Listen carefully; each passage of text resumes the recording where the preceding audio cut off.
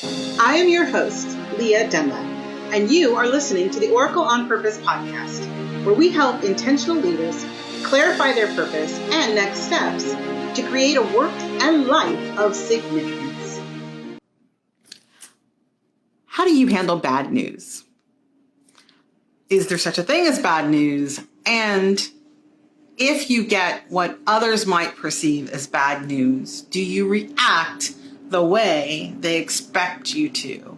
Or do you react in a way that is curious and interested and open? There is a book by Robert Fulghum called All I Need to Know I Learned in Kindergarten. And there's another one. So I don't know which one of these books, actually, now that I'm about to say this. But Robert Fulghum wrote a bunch of books of essays. And in one of the essays, he talked about problems versus inconvenience. And in this essay, the premise was that the person he was speaking to was a survivor of the Holocaust. And in the conversation they were having when they were talking about something he was complaining about was, is this really a problem or is it an inconvenience? And I would like to take it one step further and say, is it a problem, an inconvenience, or an opportunity? So why did this come up? Well, recently, like within a few minutes ago, I got off a call with a great client that I just love working with, had a great time, I was laughing, I was in good mood. We laid down some really good tactical strategies for her business development and expansion and what she was going to do in the next few weeks. And I got off the phone and I saw a message. And currently I'm in the process of moving, and there's all of these messages that are coming around about the move, the purchase and the sale and all those things. And our home was inspected, and it's a very old home. And so there are, of course, many things that an old home has that new homes do not have. So there's lots of things that are going to come up on an inspection, which we expected. It's to be expected. And when the realtor called and said that, this might be challenging the deal because there are these problems that came up, but they're problems that we've already dealt with. So there's that. And I realized in this midst of this conversation, he was feeling really concerned about having to share what he called bad news. And I have a choice. I have a choice how I deal with that. I have a choice to believe that there is the right person to be the owner of our home, who will see it for all the amazing things it is and will want it just the way that it is. And that's the thing. I can choose how I perceive what I'm experiencing based on my own set of beliefs about the world at large. And because my core belief is that the universe is always working on my side, always working things out for me, I can then look at this as an opportunity for either the conversation to continue and things to work out with this current buyer, or perhaps there's a new buyer who is waiting for this home. And I say that because this has happened before to us. And I know that many other people have purchased homes after another deal fell through. And that's the thing. How long do you stay invested, right, in the way you think it should be? Or do you expect that it will work out in the best way possible? So, do you expect when things go wrong that's a sign that things are wrong? Everything's wrong, like you're wrong somehow? Or do you see it as the way that the universe is reorganizing itself to provide you something better?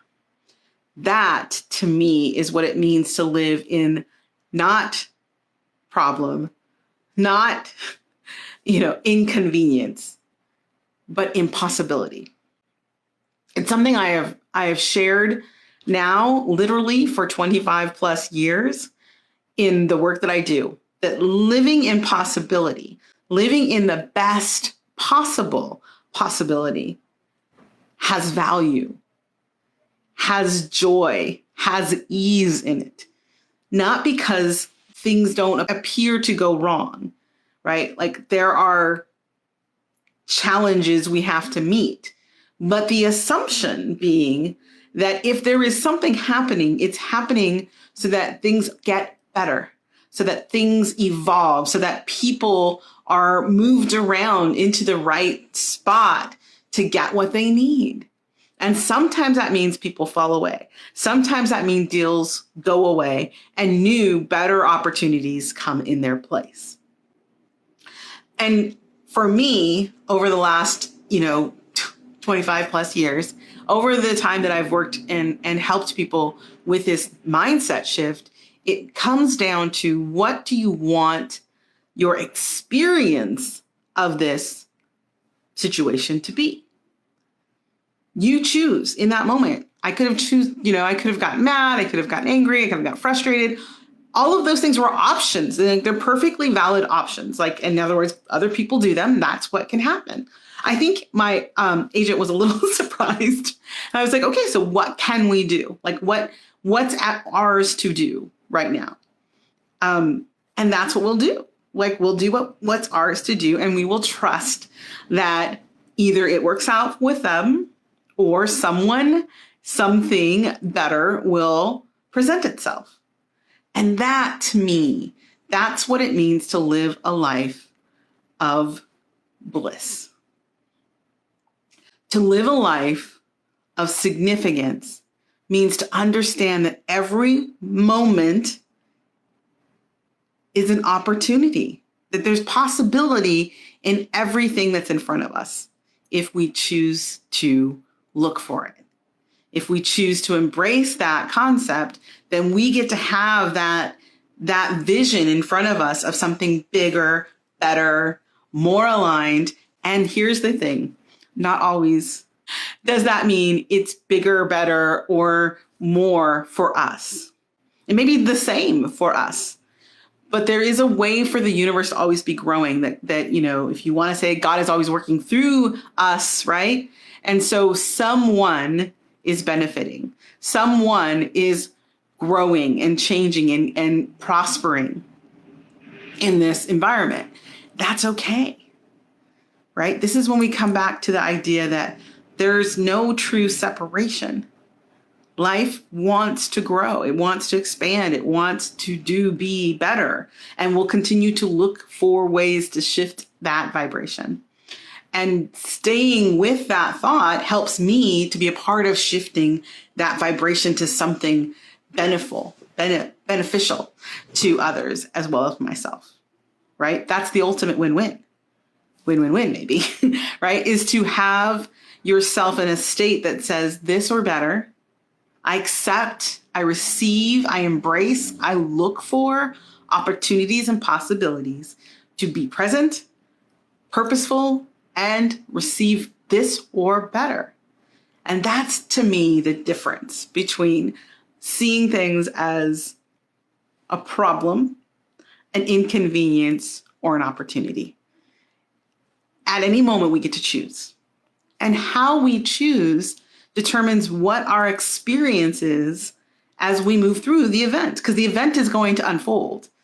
And there's not a lot, you can do about the event unfolding, except do what you can with who you are and how you perceive it.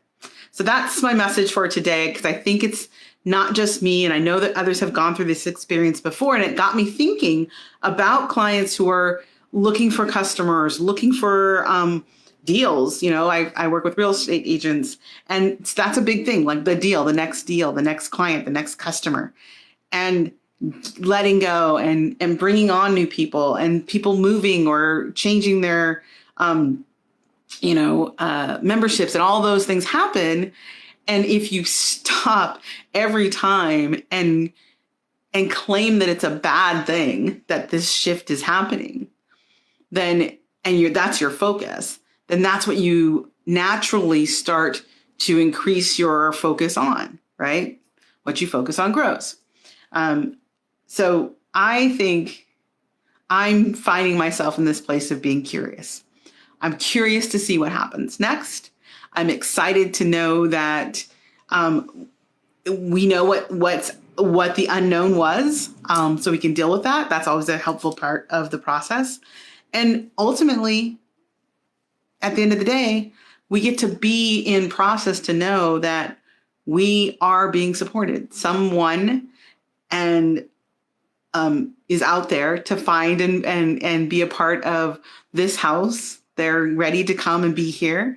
And we get to have that person be excited and happy to do it. And that's ultimately the goal. That's the ultimate goal. So to stay with the goal, to know that you can look at the things that come up along the way and know that you can choose every moment to look for the opportunity, not just for yourself, but for the way that the universe wants to evolve, because evolution, right now is so happening on so many fronts. And we can enjoy that. We can enjoy that that's what's happening if we listen inside to what's for us. How is this working for us? So that's my encouragement for you today, is to decide, how is what's happening around you right now? How is that working for you? How are you actually receiving something from this experience? Because I guarantee you are. Something in it is for you. And if you look for that, you'll find it. All right. Thanks so much for watching. I'm Lia Dunlap, the Oracle on Purpose, and you are here on purpose. Thanks for tuning in to the Oracle on Purpose show. If you found value in this episode, we'd appreciate you leaving a comment. Also, you can subscribe and ring the bell if you haven't yet. If you'd like to get clear on your highest vision and next steps, go to oracleonpurpose.com. See you next week.